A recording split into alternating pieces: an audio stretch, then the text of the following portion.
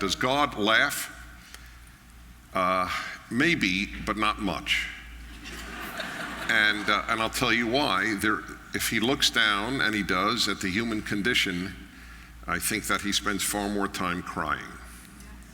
And it has been my belief when people ask, what has God done since creation? I answer them crying. That's what he's been doing. And I have biblical basis for that.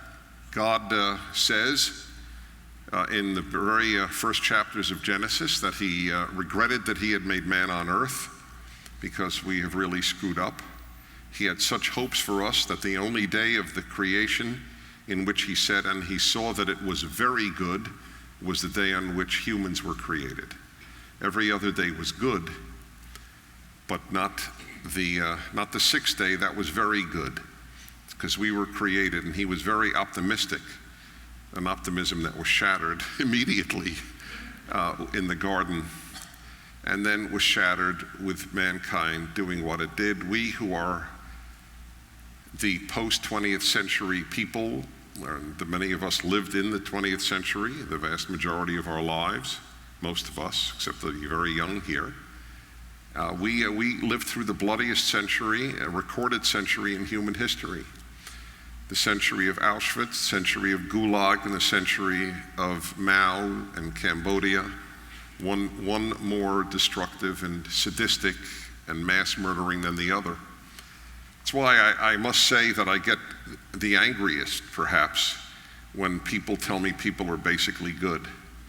And I truly believe that to believe that you have to be a fool. And I don't tend to call people names. If you know me from the radio, I abstain from that. But that's the definition of a fool, to know the 20th century and to believe people are basically good. In fact, to know any century.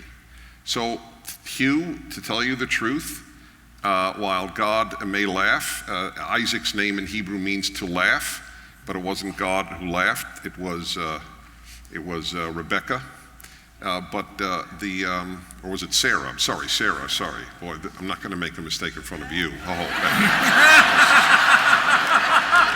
That is my last biblical citation of the evening. I can get away with this at Harvard, but not here, I